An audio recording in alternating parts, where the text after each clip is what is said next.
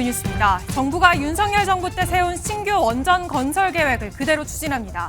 AI용 전력 수요 급증 등을 고려한 결정입니다.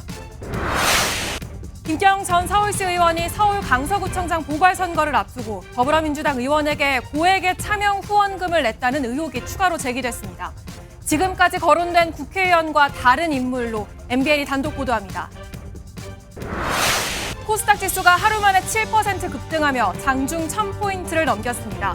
코스닥이 1000을 넘긴 건 4년 만입니다. 여러분 안녕하십니까? 돌고 돌아 다시 원전입니다. 문재인 정부 탈원전 정책을 탈피하고 원전으로 선회한 겁니다. 정부가 오늘 전력 수급을 위해 계획대로 신규 대형 원전 2기를 2037년과 2038년까지 건설하기로 결정했습니다. 인공지능 AI 투자로 전력 수요가 급격히 증가하고 원전 건설 여론도 60% 이상 찬성이란 점이 반영됐습니다. 돌아온 원전 정책, 첫 소식으로 홍지호 기자가 보도합니다. 오는 8월 준공을 앞둔 세울 원자력 발전소 3호기입니다. 착공 9년 만인 지난해 말 운영 허가를 받았는데 이재명 정부 들어 처음으로 가동 승인을 받았습니다. 바로 옆 4호기도 내년 준공을 앞두고 있고 경북 울진에서도 원전 2기가 건설 중입니다. 하지만 반대 여론도 만만치 않았고 정부는 추가 원전 건설 등 원전 정책 전반을 전면 재검토해 최종 결론을 내리기로 했습니다. 두 차례에 걸친 정책 토론회와 국민 여론조사를 거친 정부는 신규 원전 2기와 소형 모듈 원전 SMR 1기를 건설하겠다고 발표했습니다. 윤석열 정부 계획을 그대로 유지하면서 탈원전을 내세웠던 문재인 정부와 다른 선택을 한 겁니다. 탈석탄과 AI 등 현실적인 전력 확충의 필요성을 외면하기 어려웠던 것으로 보입니다. 국민 여론조사 결과 역시 원전이 필요하다는 응답이 90%에 육박한 점도 이번 결정에 영향을 줬다는 분석입니다. 기후위기가 갈수록 심각해 나가고 있는 상황들을 고려해 볼 때 문재인 정부 때의 정책과 똑같이 가기 어려워진 정부는 곧 신규 원전 부지 선정 작업에 들어가는데 계획대로라면 원전 2기에 대한 공사는 오는 2037년과 2038년에 각각 마무리될 예정입니다. MBN 뉴스 홍지호입니다. 이재명 정부가 윤석열 정부의 원전 정책 기조를 유지한 건 2년보다 실용을 택했다는 평가입니다. 현실적으로 석탄을 대체할 에너지원이 원전밖에 없다는 겁니다. 이어서 이혁근 기자입니다. 30년 동안 가동되던 충남 태안 석탄 화력발전소 1호기가 멈춰섭니다. 이재명 정부 출범 이후 첫 석탄 발전 종료입니다. 태안 1호기는 12월 31일 현 시간으로 모든 발전 임무를 마치고 최종 정지하였습니다. 탈석탄 동맹 가입으로 2040년까지 국내 모든 석탄 발전소는 가동을 멈춰야 합니다. 전력원의 30%를 차지하는 석탄의 빈자리를 채워야 하는데 검토해보니 재생에너지만으로 채우긴 어렵고 원전도 필요하다는 게 정부의 설명입니다. 이재명 정부가 역점을 두는 AI 대전환도 신재생과 원전의 에너지 믹스에 힘을 실었습니다. 천문학적인 전력이 필요한데 안정적인 뒷받침에 원전의 도움을 포기할 수 없다는 겁니다. 들쭉날쭉한 전압과 주파수를 가진 전력으로는 AI 데이터 센터를 운영할 수 없거든요. 일정하고 대규모의 전기를 싸게 공급할 수 있는 원전 수출 논리도 한층 보강됐습니다. 국내 원전 건설이 사실상 확정되면서 베트남이나 중동 등의 우리 원전을 세일즈할 수 있는 명분이 생겼다는 평가입니다. 다만 원전 신규 건설에만 14년에 가까운 시간이 걸려 논쟁만 벌이다 하루빨리 AI로 무장해야 할 시간만 낭비했다는 지적도 나옵니다. MBN 뉴스 이혁근입니다. 김경 서울시 의원이 결국 의원직을 사퇴했습니다. 공천원금 의혹으로 첫 경찰 조사를 받은 지 보름 만입니다. MBN은 그동안 김 전 시의원이 2023년 강서구청장 보궐선거를 앞두고 민주당 의원에게 전방위 공천 로비를 했다는 의혹을 보도했고 당시 공천 핵심 업무를 담당한 민주당 A 의원에게 접근을 시도한 정황이 밝혀졌습니다. 또한 민주당 최고위원이었던 B 의원과 C 의원에게도 금품 전달을 시도하려는 의혹도 나왔습니다. 그런데 또 다른 녹음 파일에서 지금까지 거론되지 않았던 D 의원의 이름도 있는 것으로 확인됐습니다.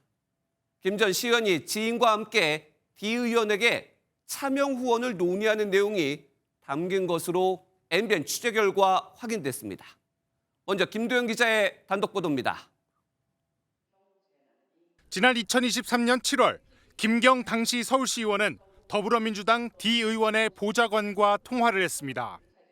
민주당이 서울 강서구청장 보궐선거 공천 방식을 구체적으로 논의하던 시점이었습니다. 김 전 시의원은 경선에 나가려고 D 의원의 도움을 구하려고 한 걸로 알려졌는데 이 보좌관은 의원님을 만나시면 방법이 있겠느냐고 물어보란 취지로 말한 걸로 전해졌습니다. 그러자 김 전 시의원은 빈손으로 가긴 그렇다며 다른 사람 이름으로 후원하고 가겠다는 내용도 통화 녹음에 담긴 것으로 확인됐습니다. 또한 김 전 시의원은 후원 계좌를 알려달라고 요청하는데 보좌관은 의원님의 웹포스터를 보내겠다고 답한 것으로 나타났습니다. 그런데 김 전 시의원은 보좌관과 통화한 다음 날 지인과 후원자 명의를 놓고 의논한 것으로 알려졌습니다. 김 전 시의원은 지인에게 남편 계좌로 돈을 보내면 지금 보낼 수 있느냐, 오전 중에 처리해야 한다고 부탁한 걸로 보이는 내용도 녹음됐습니다. 그러자 이 여성은 남편 계좌로 돈을 보내면 그 돈을 보내겠다며 D 의원의 실명까지 거론한 걸로 확인됐습니다. 실제 김 전 시의원이 차명 후원을 했는지 경찰 수사가 필요한 대목입니다. 경찰이 확보한 김경 전 서울시의원의 녹음 파일에서 정치권 로비 의혹이 추가로 확인되면서 수사가 더욱 확대할 것으로 보입니다. MBN 뉴스 김도형입니다. 김경 전 서울시 의원의 차명 고액 후원 의혹과 관련해 실제로 돈을 낸 사람은 김 전 시의원의 최측근인 것으로 MBN 취재 결과 확인됐습니다. 지인을 동원해 후원했다면 정치자금법 위반 소지가 있습니다. 이어서 이지울 기자의 단독 보도입니다. 의혹의 핵심은 김경 전 서울시 의원이 2023년 10월 서울 강서구청장 보궐선거 경선에 참여하려고 더불어민주당 D 의원에게 차명 후원했던 겁니다. 한 시민단체가 공개한 2023년 민주당 D 의원의 고액 후원자 명단을 살펴보니 7월 초쯤 500만 원을 입금한 인물이 발견됩니다. 공교롭게도 후원 시점은 김 전 시의원이 보좌관과 D 의원에 대한 차명 후원을 논의한 바로 이튿날이었습니다. MBN 취재 결과 이 사람은 김경 전 서울시 의원의 측근으로 나타났습니다. 김 전 시의원은 강선우 의원에게 공천원금 1억 원을 준 혐의로 수사를 받은 지난해 말 미국으로 건너갔는데 이 인물도 당시 동행했던 것으로 알려져 있습니다. 결국 김 전 시의원이 정치인 후원을 위해 측근을 동원했는지 경찰 수사로 밝혀져야 할 것으로 보입니다. 현행법상 정치자금법엔 누구든지 타인의 명의나 가명으로 정치자금을 기부할 수 없다고 돼 있기 때문입니다. 만약 차명 후원을 한 뒤 실제 D 의원과 접촉한 정황이 확인될 경우 파장은 커질 전망입니다. MBN 뉴스 이지일입니다. 이해찬 민주평화통일자문회의 수석 부의장의 장례가 사회장으로 내일부터 닷새간 진행됩니다. 고인이 생전에 남북관계에 많은 역할을 한 만큼 북한이 조전을 보내올지도 관심입니다. 이 소식은 강용호 기자가 보도합니다. 이해찬 민주평화통일자문회의 수석 부의장은 생전 북한을 수차례 오가며 남북관계에 힘써왔습니다. 2000년 남북 정상회담 당시 김대중 전 대통령의 특별수행원 자격으로 평양을 방문한 것이 시작입니다. 2007년 3월엔 3박 4일간 비공개 방북했는데 같은 해 10월 열린 남북 정상회담을 성사시켰다는 평가를 받습니다. 2018년 9월 남북 정상회담엔 민주당 대표 자격으로 또 한 번 방북했으며 한 달 뒤 평양에서 열린 14선언 11주년 공동행사에도 참석했습니다. 4.27 판문점 선언, 9월 평양선언에 이른 1년의 과정은 분단 70년을 청산하고 평화와 공존의 시대로 향하고 있음을 잘 보여주고 있습니다. 고인의 생전 행보를 고려할 때 북한이 조문객이나 조전을 보낼 가능성도 거론됩니다. 실제 김정은 국무위원장 집권 시기 북한은 남측 인사의 장례에 4차례 조전을 보낸 바 있습니다. 하지만 남한을 향해 적대적 두 국가를 선언하는 등 대남 강경 기조를 이어가는 상황에서 조전을 보낼 가능성은 낮다는 지적입니다. 아직 북측의 동향은 없고요. 예단하지 않고 지켜보도록 하겠습니다. 지난해 11월 김영남 전 최고인민회의 상임위원장 사망 당시 정동영 통일부 장관이 조의를 표명했으나 북한은 별다른 반응을 보이지 않은 바 있습니다. MBN 뉴스 간영우입니다. 더불어민주당이 흡수 통합을 의도한 듯한 발언들을 내놓자 조국혁신당이 오늘 즉각 발끈했습니다. 민주당 내에서도 정청래 대표는 대통령 파리를 멈추라는 반발이 이어졌습니다. 치열한 양당의 신경전, 정태진 기자가 취재했습니다. 조국혁신당의 DNA도 잘 섞이게 될 것이다. 더불어민주당 당명이 유지돼야 된다는. 민주당의 이 발언 하루 만에 조국혁신당이 발끈했습니다. 흡수 합당론으로 해석되고 있습니다. 강력한 유감을 표합니다.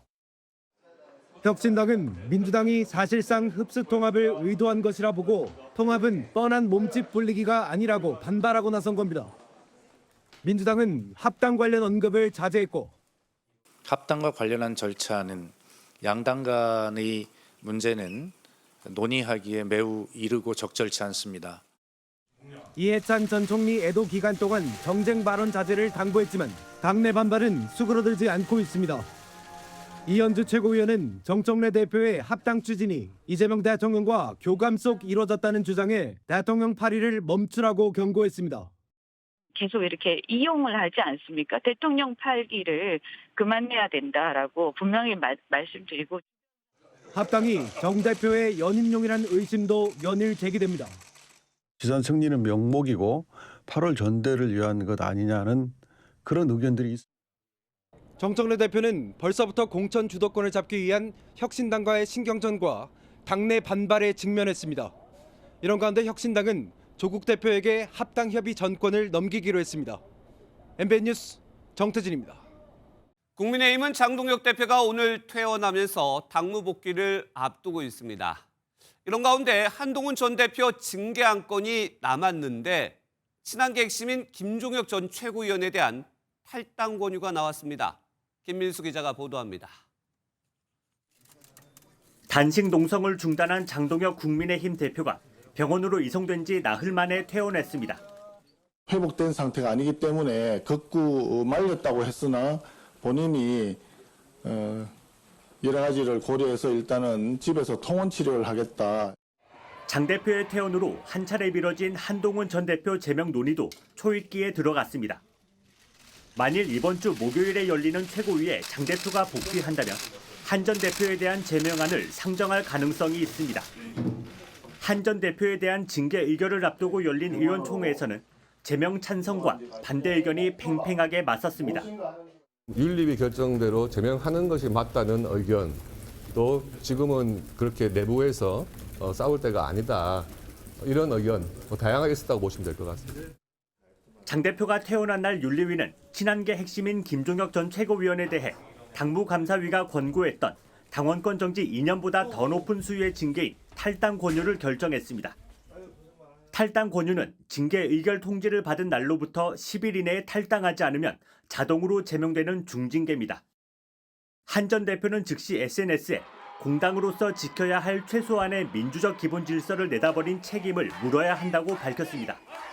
이번 윤리위의 결정으로 장 대표가 한 전 대표에 대한 제명을 결정할 가능성이 커진 가운데 한 전 대표 지지자들은 오는 31일 국회 앞에서 2차 제명 반대 집회를 개최합니다. MBN 뉴스 김미수입니다. 이재명 대통령의 다주택자 양도세 중과유예는 없을 것. 이러한 단호한 메시지에 시장이 어떻게 반응할지 관심이 모아지고 있습니다.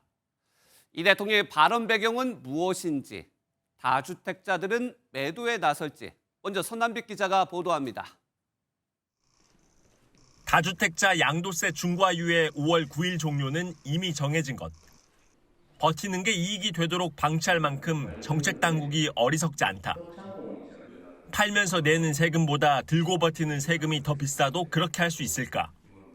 이재명 대통령이 하루 사이 4차례에 걸쳐 올린 글입니다. 윤석열 정부가 다주택자 양도세 중과를 면제하고 이를 계속 연장해줬는데 추가 유예는 없다고 못 박은 겁니다. 청와대 핵심 관계자는 반복된 유예가 마치 정상적인 것처럼 여겨져선 안 된다는 메시지라고 설명했습니다. 또 다른 핵심 관계자는 다주택자에게 양도세 유예나 연장을 계속해주면 집값은 잡기 어렵다고 보고 있다고 강조했습니다. 대통령이 직접 나선 건 투기 수요를 끊어내겠다는 의지가 그만큼 강한 것이란 분석입니다. 집은 필수 공공재에 가까운데 그렇게 투기적 수단으로 만드는 게 바람직하지 않다. 그렇게 이제 규제를 해야 되겠죠. 다만 추가 세금 규제에 대해선 청와대는 일단 선을 그었습니다. 세금 규제는 가급적 자제하는 게 좋다는 기조에 따라서 일단 최대한 아껴둔다는 방침입니다. 이 대통령이 다주택자들을 향해 일종의 경고장을 날리면서 시장에 다주택자들의 매물이 얼마나 나올지 주목됩니다. MBN 뉴스 서남미 씨입니다. 중과세를 피하기 위한 시간은 이제 5월 9일까지로 100일가량밖에 남아있지 않습니다. 현장에선 집을 팔고 싶어도 세입자가 있으면 당장 집을 팔 수 없다. 이런 어려움도 토로하고 있습니다. 이시열 기자가 현장 취재했습니다. 서울 마포구의 490여 세대 아파트. 전용 84제곱미터가 시세보다 1억 낮게 나왔습니다. 다주택자라 보유세가 부담인데 양도세를 중과한다고 하니 그 전에 가격을 낮춰서라도 팔기로 한 겁니다. 한 1, 2억 선이죠. 단지별로 한두 개씩은 다 있을 거예요. 하지만 상당수 지역은 아직 잠잠합니다.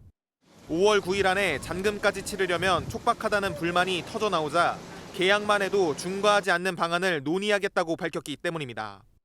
석 달 남짓 시간을 번 다주택자들은 팔았을 때와 안 팔고 버텼을 때의 세금을 비교하며 숨고르기에 들어간 모습입니다. 다주택자 양도소득세 부과로 일부 가격 낮춘 매물이 등장하고는 있지만 아직까지 시장은 관망세를 유지하는 분위기입니다. 문제는 팔기로 결심을 해도 세를 주고 있어 쉬운 일이 아니라는 점입니다. 실거주가 가능해야 토지거래 허가가 나오는데 임차인이 나가겠다고 동의하지 않으면 계약 종료 전에는 이렇다 할 방법이 없습니다. 강남권에서는 세입자들이 1억 원이 넘는 이사비를 요구할 수 있다는 얘기까지 나옵니다. 세입자분들도 아직 계약 기간이 남아 있으니까 그 전에 이제 나가시라고 하기도 어렵고 처분을 하기도 어려운 상황인 것 같아요. 일각에선 똘똘한 한 채가 다시 부각되면서 외곽 지역을 중심으로 매물이 늘어 양극화가 심화될 거란 우려도 제기됩니다. MBN 뉴스 이시열입니다. 다음 소식입니다. 쿠팡은 유출된 계정 규모가 3천 건이라고 발표한 바 있지만 경찰이 파악한 규모는 3천만 개가 넘었습니다. 경찰은 또 쿠팡 로저스 대표가 3번째 출석 요구에도 응하지 않을 경우 체포 수순에 들어갈 걸로 보입니다. 박은채 기자입니다. 쿠팡 개인정보 유출 사건을 수사하는 경찰이 쿠팡에서 3천만 개 이상의 계정이 유출된 것으로 파악했다고 밝혔습니다. 박정보 서울경찰청장은 정례 브리핑에서 아직 확정적으로 종결은 안 됐지만 유출 자료는 계정 기준 3천만 건 정도 된다라고 말했습니다. 지난달 쿠팡이 주장한 3천 건보다 10,000배 많은 수치입니다. Deleted it and never shared it with a third party. This is sensitive, and what the investigation has shown to date is that he never shared it with anybody and then deleted it. 중국인 유출자가 저장한 고객 정보 기준으로 밝힌 쿠팡과 달리 경찰은 현행법에 따라 쿠팡 내부에서 빠져나간 정보 전체를 유출 규모라고 특정했습니다. 박 청장은 쿠팡이 의도적으로 숫자를 줄인 것이냐는 취재진 질문에 조사를 해봐야 한다고 답했습니다. 유출된 계정에는 이름, 주소, 이메일 등 다양한 개인정보가 담긴 것으로 확인됐습니다. 헤럴드 로저스 쿠팡 임시대표는 유출 사태 직후 접속 기록을 보존하라는 과기부 명령에도 5개월치 접속 기록을 삭제해 수사 의뢰된 쿠팡을 대표해 조사를 받아야 합니다. 해외에 출국 중인 로저스 대표가 이번에도 나오지 않는다면 경찰은 예외 없이 체포영장 청구와 같은 강제 구인에 들어갈 방침입니다. MBN 뉴스 박은치입니다. 네, 오늘 새벽 수락산에서 난 불은 다행히 인명피해 없이 꺼졌습니다. 사찰과 축구장 2개 반 면적이 불에 탔는데 전국 곳곳에 건조특보가 내려진 만큼 추가 산불 피해 없도록 조심하셔야겠습니다. 최민성 기자입니다. 칠흑 같은 어둠 속 산 중턱에 시뻘건 띠가 보입니다. 오늘 새벽 2시 반쯤 서울 노원구 수락산에 불이 났습니다. 연기는 날이 밝은 뒤에도 계속 피어올랐고 소방 헬기는 쉴 새 없이 물을 뿌렸습니다. 불길이 시작된 것으로 추정되는 사찰, 수암사의 대웅전은 온데간데 없어졌습니다. 유일하게 남은 흔적인 불상은 앞으로 고꾸라졌습니다. 마음이 미어지지요. 예, 부처님을 믿는 사람으로서 아버지가 돌아가셨다 그러면 그 심정을 알잖아요. 6시간 동안 사찰 건물 3개와 축구장 2개 반 면적의 산림이 불탄 뒤에야 큰 불길은 잡혔습니다. 인근 주민에게는 안전한 곳으로 대피해달라는 안전 문자가 발송됐고 1km가량 떨어진 휴양림 투숙객들은 새벽 퇴실을 고민하느라 밤잠을 설쳤습니다. 자고 있었는데 새벽 3시에 안전재난 문자가 와서 소리 때문에 깼고 소방차가 많이 지나다녀서 알게 되었던 것 같아요. 이 화재로 수암사 주지 스님이 대피했지만 다행히 인명피해는 없었습니다. 불은 9시간 반쯤 지난 낮 12시에 완전히 꺼졌는데 소방과 산림당국은 정확한 화재 원인과 피해 규모 등을 조사할 방침입니다. MBN 뉴스 최민성입니다. 부산에선 승용차 한 대가 3층 주차장 벽을 뚫고 1층으로 떨어졌습니다. 음주운전이었는데요. 잔뜩 취한 운전자는 본인이 어떻게 차에 탔는지조차 기억하지 못했습니다. 박상우 기자입니다. 비틀거리며 서 있던 남성이 주차된 차에 올라탑니다. 1시간쯤 시간이 흐른 뒤 시동을 켜더니 출구가 아닌 차량 정면 벽 쪽으로 돌진합니다. 주차장 3층 벽을 뚫은 차량은 1층으로 추락했습니다. 가스 터지는 소리처럼 펑하는 소리가 다들 놀라셨죠. 창가에 있다 계시는 손님들이 차가 떨어지는 것까지 목격을 하셨고. 신고를 받고 출동한 경찰이 운전자를 확인했더니 면허 취소 수준의 만취 상태였습니다. 술도 취하고 아마 사고 충격이 있었는지 운전석에 어떻게 앉았는지조차 기억을 못하고 있네. 사고를 낸 운전자는 머리를 다쳐 병원에서 치료를 받고 있습니다. 차량이 떨어진 곳은 상가 이용객들이 드나드는 곳이어서 하마터면 큰 사고로 이어질 뻔했습니다. 다행히 상인이나 행인 같은 다른 인명피해는 없었지만 건물 벽을 뚫고 나가면서 배관이 부서지는 바람에 일부 식당은 영업을 못하고 있습니다. 경찰은 30대 운전자를 음주운전 혐의로 입건하고 정확한 사고 경위를 조사하고 있습니다. MBN 뉴스 박상호입니다. 일부 치과에서 벌어지는 무분별한 수면 마취 실태, 저희가 계속해서 보도해드리고 있습니다. 그런데 이번엔 사망사고가 발생했습니다. 임플란트 시술을 위해 강남의 한 대형 치과를 찾은 70대 여성이 마취에서 깨어나지 못했습니다. 안정모 기자의 단독 보도입니다. 서울 강남역 인근에 위치한 한 대형 치과 의원입니다. 임플란트를 전문으로 하는데 앉을 자리가 없을 정도로 환자들이 가득합니다. 지난달 30일 임플란트 시술을 위해 이곳을 찾은 70대 여성이 의식불명에 빠지는 일이 벌어졌습니다. 심정지로 지령을 내렸어요. 의식무, 호흡 이상. 여성은 병원으로 옮겨졌지만 끝내 숨졌습니다. MBN 취재 결과 당시 의료진은 여성의 정맥에 마약류 마취제인 케타민과 미다졸람을 투여한 것으로 파악됐습니다.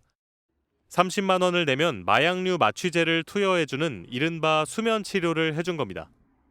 미다졸람과 케타민은 모두 호흡 저하를 일으키는 약물입니다. 고령자의 경우 생리 기능이 떨어지는 만큼 이상 반응이 나타나기 쉬워서 투약에 신중해야 합니다. 의존성이 강하고 인체에 심각한 영향을 미칠 수도 있어 당국은 제한적으로만 사용할 것을 권하고 있지만 해당 치과는 통증 없이 치료할 수 있다며 마케팅에 이용해왔습니다. 치과 진료 누구라도 정말 무섭잖아요. 굉장히 많은 분들이 수면 마취 때문에 선택하시는 분들이 많이 있어요. 사망 사고가 난 지 한 달이 되어가지만 병원 측은 의료사고 사실을 숨긴 채 마약류 수면 치료를 계속하고 있습니다. 병원 측은 취재진에게 숨진 여성의 부검 결과를 기다리고 있어 답변이 제한된다고 밝혔습니다.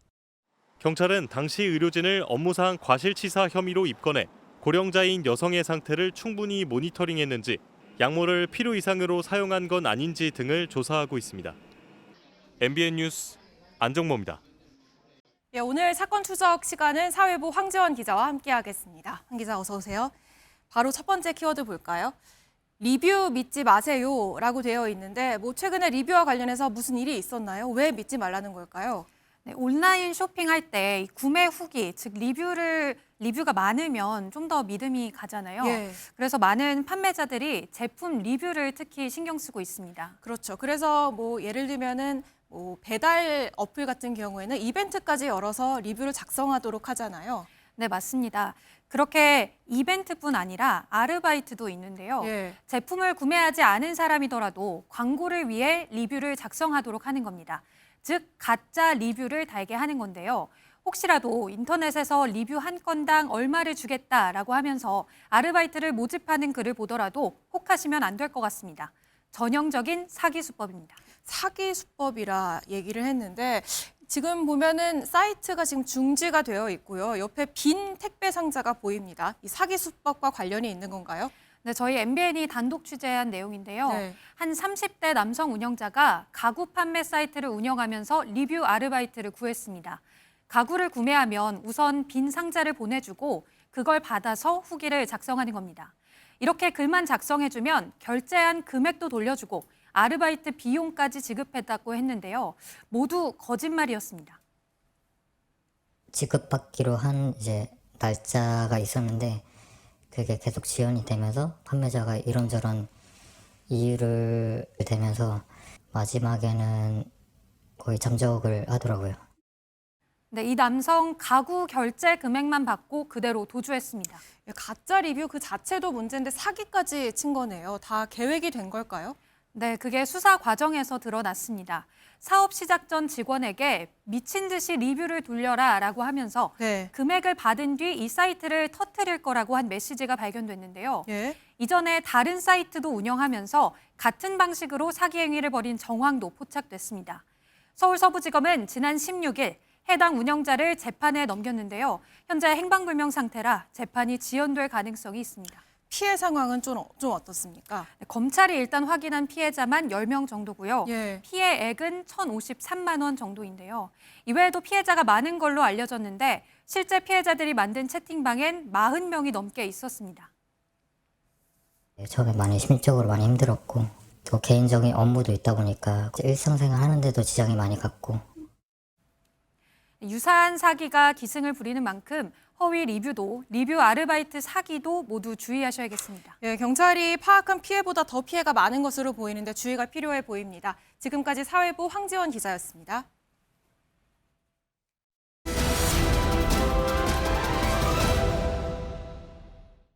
우리 주식시장 코스피에 이어 이번엔 코스닥이 날았습니다. 하루 만에 7% 넘게 급등하며 4년 만에 1000포인트, 천스닥에 복귀했습니다. 한때 매수 주문을 정지하는 사이드카까지 발동됐습니다. 장동건 기자입니다. 한국거래소 시황판 오름편이 온통 새빨갛습니다. 성장 가능성이 큰 벤처기업과 중소기업 종목이 중심이 되는 코스닥 시장 종목들입니다. 보시다시피 대부분 파란 코스피와 달리 코스닥 지수는 무려 7% 넘게 폭등하며 그야말로 불기둥을 세웠습니다. 개장부터 1% 오른 1003으로 출발하더니 꾸준히 상승폭을 키워 장중 고점인 1064에 마감했습니다. 코스닥 지수가 1000포인트를 넘긴 건 코로나19 팬데믹으로 테마주 위주로 급등했던 지난 2022년 1월 이후 4년 만입니다. 장 초반부터 6% 넘게 지수가 급등하자 오전 9시 59분에는 더 사지 못하게 5분간 매수 사이드카가 발동되기도 했습니다. 시가총액 상위 종목 가운데 에코프로와 레인보우 로보틱스, ABL 바이오 등은 20% 넘게 올랐습니다. 로봇주 강세 흐름에 따라 로봇용 배터리 수요 기대감이 작용했다는 분석이 나옵니다. 시장 관심이 코스피에서 코스닥으로 이동을 하고 있기 때문에 당분간은 코스닥 시장 상승 시도가 추가적으로 이루어질 가능성이 높을 걸로 예상이 됩니다. 반면 코스피는 개장 직후 5023으로 사상 최고치를 찍었지만 외국인과 기관의 매도세에 4949까지 내려갔습니다. 환율은 엔화 강세 흐름에 따라 25원 넘게 떨어진 1,440원에 주간 거래를 마쳤습니다. MBN 뉴스 장동건입니다. 60조 원 규모에 달하는 캐나다 잠수함 수주전에 강훈식 대통령 비서실장이 직접 나섰습니다. 경쟁자 독일을 꺾기 위해 재계 총수도 출동했습니다. 표선우 기자입니다. 강훈식 대통령 비서실장이 전략경제협력 대통령 특사 자격으로 캐나다로 출국했습니다. 사업 규모 60조 원, 수주한다면 국내 생산 유발 효과만 최소 40조 원이 추정되는 만큼 정부가 지원에 나선 겁니다. 우리 잠수함의 우수한 성능과 더불어서 양국 간의 산업협력 그리고 안보 협력을 확대하겠다는 정부의 의지를 캐나다 정부의 최고위급들을 만나 직접 전달하고자 합니다. 이번 사업은 우리 기업 한화오션, HD 현대중공업 컨소시엄과 독일의 2파전입니다. 캐나다는 한국과 독일 양국의 수주 조건으로 자국 내 자동차 건설을 요구하고 있습니다. 잠수함 성능은 물론 자국 일자리 창출 등 산업 육성 패키지를 조건으로 내걸었습니다. 이런 가운데 정의선 현대차그룹 회장 등 재계 총수들이 동행해 우리 정부의 깜짝 카드에 관심이 쏠리고 있습니다. 캐나다 일정이 마무리되면 강 실장은 노르웨이를 방문해 한국산 다연장 로켓 체계, 천무 수출 관련 협의를 이어갈 예정입니다. 강 실장은 출국 전날인 어제 캐나다 참전 용사를 추모하려고 전쟁기념관까지 찾아갔습니다. 양국이 안보 파트너라는 점을 강조하기 위한 전략으로 보입니다. MBN 뉴스 표선우입니다. 미국에서는 역대급 눈폭풍이 몰아치면서 사망자까지 발생했습니다. 정전 피해는 100만 가구가 넘어서면서 20여 개 주가 비상사태를 선포하고 제발 밖으로 나가지 말라고 당부했습니다. 워싱턴에서 강영구 특파원입니다. 최대 60cm의 초강력 눈폭풍이 미국을 덮쳤습니다. 곳곳에서 차량이 고립됐고 항공편 14,000편 이상이 취소됐습니다. 눈 무게를 견디지 못하고 나뭇가지와 전선이 끊어지면서 대규모 정전과 화재가 잇따랐고 저체온증 등으로 최소 8명이 숨졌습니다. But it is brutal. It is bone chilling and it is dangerous. And if you can stay home with these extremely cold temperatures and hazardous roads, you and your family will be much, much safer. 피해는 미국 중서부 로키 산맥부터 동부 해안까지 광범위하게 확산됐습니다. 워싱턴 DC의 연방 정부 기관들도 일제히 문을 닫았고 학교에는 휴교령이 내려졌습니다. 보시는 것처럼 차량에 바퀴가 잠길 정도로 많은 눈폭풍이 쏟아지면서 워싱턴 DC와 버지니아주 등 20여 개 주에서 외출 자제와 비상사태가 선포됐습니다. 트럼프 대통령은 역사적인 겨울 폭풍이라며 피해가 심각한 주들에 대해 비상사태 선포를 승인했습니다. 눈폭풍이 지나간 뒤에도 일주일 넘게 강추위가 이어질 예정으로 미국 기상당국은 1억 8천만 명이 영향을 받을 것으로 보고 있습니다. 워싱턴에서 MBN 뉴스 강영구입니다. 이민단속요원의 총격에 또다시 무고한 시민이 사망하자 미국 전역에서는 분노가 확산하고 있습니다. 궁지에 몰린 트럼프 대통령 일단 한 발 물러나는 분위기입니다. 한여애 기자입니다. 영하 20도의 추위에도 미국 미니애폴리스 거리에는 1,000명에 가까운 시위대가 몰렸습니다.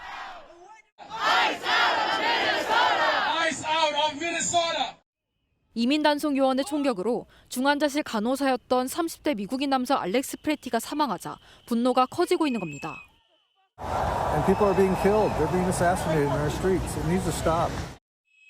트럼프 행정부의 거짓 해명은 논란을 더 키웠습니다. 국토안보부는 프레티가 총을 들고 요원들에게 접근해 방어 사격을 했다고 주장했지만 공개된 영상을 보면 손에 든 건 휴대전화뿐입니다. 이 발언도 문제가 됐습니다. This is a violent riot when you have someone showing up with weapons and are using them to assault law enforcement officers. 프레티는 합법적 총기 소지자였지만 단순히 총기를 휴대했다고 무장폭도로 규정한 건데 트럼프 골수 지지 세력인 전미 총기협회마저 즉각 반발하며 철저한 수사를 촉구했습니다. 집권 여당인 공화당 내부에서도 국토안보부의 신뢰성이 위태로워졌다는 비판이 쏟아졌습니다. 민주당은 장관 탄핵과 셧다운 카드를 꺼내들었습니다. 이민 세관 단속국 예산 삭감과 훈련 강화 등 개선 방안이 없다면 국토안보부에 예산을 주지 않겠다는 겁니다. 오바마 전 대통령은 불의에 맞서 목소리를 내라며 시민들의 저항을 촉구했습니다. 사면 초과에 빠진 트럼프 대통령은 결국 한 발 물러섰습니다. 총격 사건 전반 재검토와 미니애폴리스 지역 이민 단속 요원 철수 의향을 밝힌 건데 구체적인 시점을 언급하진 않았습니다. MBN 뉴스 한여입니다. 중국군 서열 2위가 숙청당하면서 시진핑 국가주석의 1인 지배 체제로 완전히 재편됐습니다. 내부의 경쟁자가 없어진 시 주석이 미국과의 패권 경쟁에 더욱 집중할 수 있다는 분석도 나옵니다. 이 소식은 베이징 김한준 특파원입니다. 중국군을 통솔하는 중앙군사위원회입니다.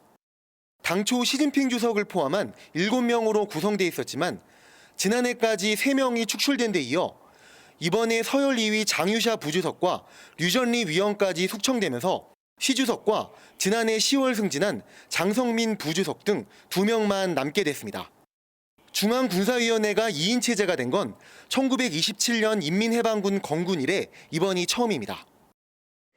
장 부주석이 중국의 핵무기에 관한 정보를 미국에 유출했다는 의혹을 받고 있다는 서방 언론의 보도도 나왔지만 중국은 불법 행위를 저질러 주석 책임제를 파괴한 혐의라고만 밝혔습니다. 不管职位多高，只要搞腐败，就绝不姑息的坚定立场。 중요한 건 장유샤를 포함해 시 주석에게 도전 가능성이 있는 군 내부 실력자들이 모조리 숙청됐다는 점입니다. 중국에선 권력은 총구에서 나온다는 말이 회자될 정도로 군권을 중요하게 여기는데 이번 숙청으로 시 주석이 당권에 이어 군권까지 완전히 장악했다는 평가가 나오고 있습니다. 1인 지배체제가 확고해지면서 시 주석이 향후 미국과의 패권 경쟁을 더 강하게 밀어붙일 가능성도 제기됩니다. 특히 군사적으로는 중국의 해상 방어선이자 미국의 중국 봉쇄선인 제1도련선 돌파를 시도하거나 대만을 무력으로 통일하는 전략까지 구사할 수 있을 것으로 예상되고 있습니다. 在亚太常态仅能部署1艘航母，舰载机兵力枯竭，面对中国航母加岸基加导弹3位一体拒止体系，早已无力挑战。 지난 2012년 집권 이후 3번 연임에 성공하며 절대적인 권력자로 집권해온 시 주석. 내년 하반기에 예정된 당대회에서 4연임을 확정지을 것이라는 관측이 현지에서 쏟아지고 있습니다. 베이징에서 MBN 뉴스 김한준입니다. 이런 가운데 미국 국방부 차관이 한국을 방문했습니다.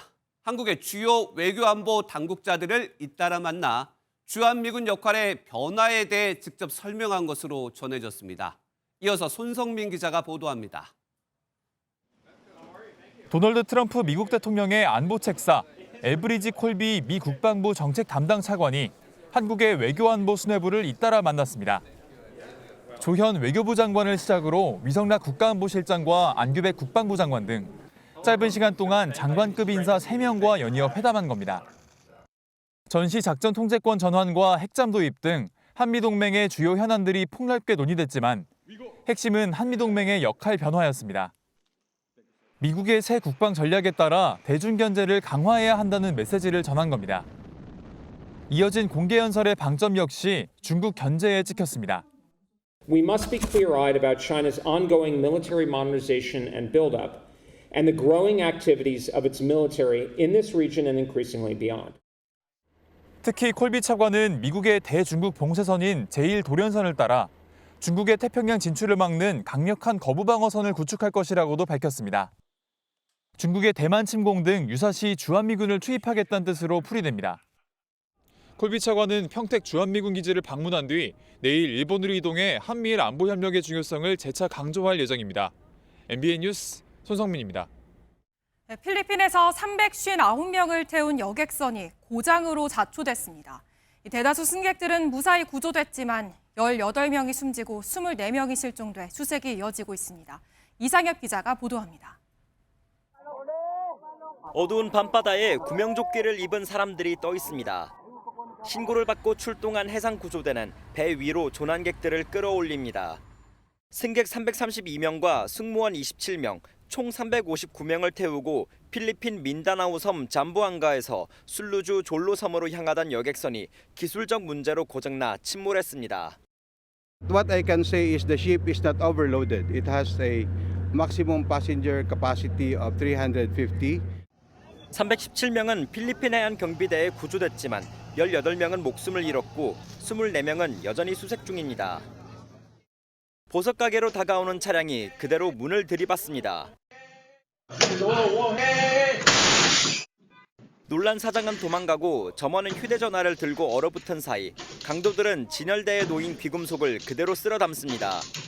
강도들은 14억 원에 달하는 귀금속과 현금은 물론 가게 진열대에 있던 점주의 총기까지 훔친 뒤 차량 2대로 달아납니다. 하지만 얼마 지나지 않아 꼬리가 밟혔습니다. 범인들이 탄 차량이 각각 교통사고를 일으켜 추격하던 경찰에 붙잡힌 겁니다. 모두 8명이 검거됐는데 이 중 1명은 만 17세 미성년자였고 나머지는 20대 남성들이었습니다. 강도 등 중범죄 혐의로 체포된 용의자들은 검찰의 처분을 기다리는 중입니다. MBN 뉴스 이상혜입니다. 2년 전 문을 닫았던 양육비 미지급자 신상공개 사이트가 오늘 밤 운영을 재개합니다. 저희 MBN은 양육비 제도의 현주소를 연중기획으로 진단할 예정인데요. 그 첫 순서로 불법이라는 대법원 판단에도 왜 이런 방식을 택할 수밖에 없었는지 사이트 재개 배경부터 안병수 기자가 단독 보도합니다. 양육비를 받을 수만 있다면 전 남편의 신상이라도 공개하고 싶다는 김은진 씨. 수년간 이어진 소송 끝에 양육비 미지급에 대한 첫 실형 판결까지 받아냈지만 정작 밀린 양육비 1억 원은 한 푼도 받지 못했습니다. 파일에 빼곡한 소송 자료와 눈물로 호소했던 지난날을 전혀 보상받지 못하는 겁니다. 실형을 최대한 6개월 다 채우고 나온 뒤에도 아무런 반응이 없으니까 그 얼굴이 딱 나오는 그 사이트가 아무래도 더 효과적인 것 같다는 생각이 더 들더라고요.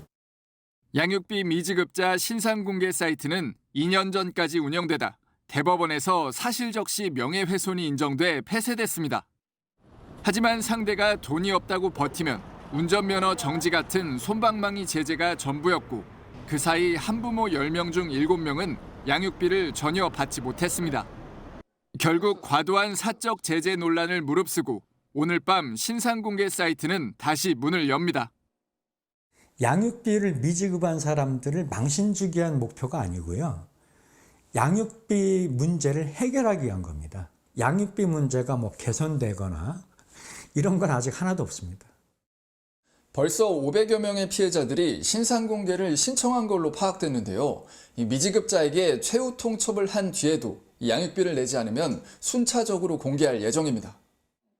신상공개 예고를 받은 일부는 5년 이상 밀린 양육비를 단번에 지급했는데 현직 시의원과 대기업 재직자, 전문직 종사자가 포함됐습니다.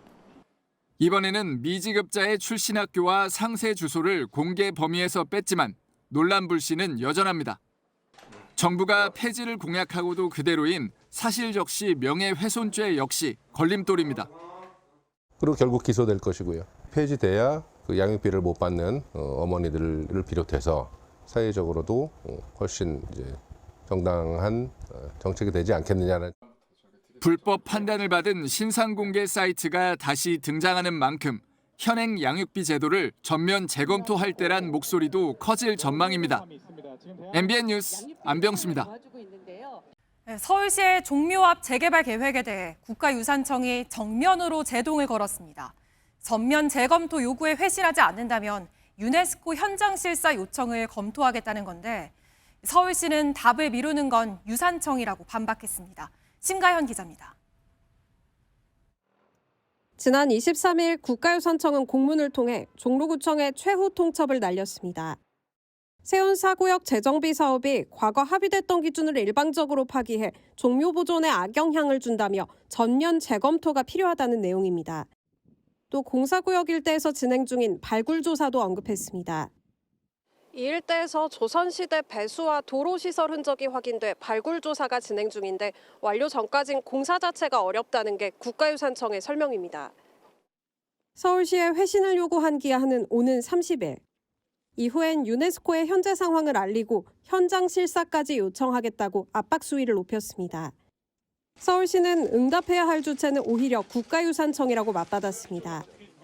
국가유산청이 서울시가 제안했던 종묘 경관 훼손 여부 합동 실증 요구에 답을 내놓지 않고 있다는 겁니다.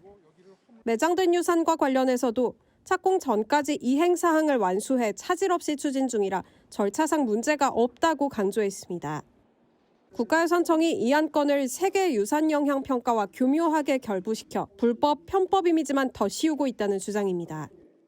국가유산청은 서울시의 위원회 등을 통한 통합 심의진 행위 바람직하다는 입장을 고수하면서 역사 보존과 도시개발 사이 갈등은 당분간 이어질 전망입니다. MBN 뉴스 심가현입니다. 요즘 집집마다 로봇 청소기가 보편화되면서 시장 규모도 빠르게 커지고 있습니다. 국내 시장은 중국 업체가 사실상 장악한 상황에서 영국 업체도 도전장을 내밀었고 우리 기업들은 반격을 준비하고 있습니다. 김종민 기자가 취재했습니다. 로봇 청소기가 스스로 계단을 오르며 틈새 구석구석 청소합니다. 경사면도 오르내리고 점프까지 할 수 있습니다. 세계 시장 점유율 1위인 중국의 로보락이 조만간 내놓을 신형 로봇 청소기입니다. 영국의 다이슨은 AI 기술로 얼룩을 식별하고 청소 방식도 스스로 결정하는 신제품으로 국내 시장에 다시 도전장을 던졌습니다. 특히 중국산 제품의 약점으로 꼽히던 보안 문제를 강조하며 자신감을 내비쳤습니다. 15 times to really ensure we've done a proper and thorough job.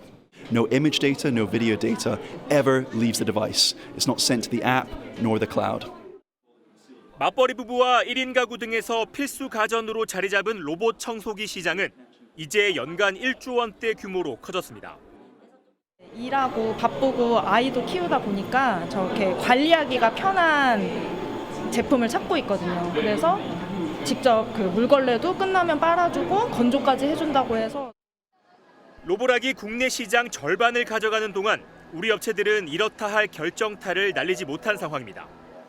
삼성전자는 흡입력과 스팀력을, LG전자는 편의성을 앞세운 제품을 지난해 공개했지만 아직 출시일을 잡지 못한 채 기술력을 다듬고 있습니다. 집안일의 번거로움을 덜어내고 사용자가 자신이 좋아하는 일에 더 몰입할 수 있는 일상을 지향합니다. 단순 청소 도구를 넘어 가전 기술의 집약체로 진화한 로봇 청소기. 우리 안방을 점령한 외국 기업들의 파상 공세와 한방을 준비 중인 한국 기업들 간의 양보 없는 한판 승부가 가전 시장을 달구고 있습니다. MBN 뉴스 김종민입니다. MBN 법조팀 현지호 기자가 오늘 서울지방변호사회가 주관하는 우수 법조 언론인상을 수상했습니다. 서울변에는 현 기자가 정론직필의 언론인 사명에 충실함으로써 법치주의 확산과 법률 문화 창달에 크게 기여했다고 밝혔습니다. 동장군의 기세가 꺾일 줄 모르고 있습니다. 이번 한 주도 중부지방을 중심으로 강추위가 계속되겠습니다. 서울의 아침 기온이 영하 10도 안팎까지 떨어지겠습니다. 오늘 밤부터 내일 아침 사이 서쪽 지역 곳곳에는 눈 예보가 있습니다. 제주 산지에 최고 5cm, 호남에 최고 3cm, 충청과 경기 서해안에는 1cm 안팎의 눈이 쌓이겠습니다. 빙판길과 도로 살얼음에 주의하셔야겠습니다. 반면 강수 소식 없는 동쪽 지역과 서울에는 건조특보가 발효 중입니다. 내일은 전국적으로 초속 15m 안팎, 산지에서는 초속 20m의 강한 바람도 더해지겠습니다. 불이 번지기 쉬운 상황인 만큼 불씨 관리 철저하게 해주셔야겠습니다. 내일 하늘은 차차 개겠습니다. 중부지방 아침 기온은 춘천이 영하 11도, 서울은 영하 8도까지 떨어지겠고요. 낮에도 영하권 추위가 이어지겠습니다. 남부지방은 전주와 대구의 아침 기온이 영하 3도로 오늘보다 5도가량 높겠습니다. 당분간 하늘은 대체로 맑겠고요. 강추위는 주말 낮부터 서서히 물러나겠습니다. 날씨였습니다.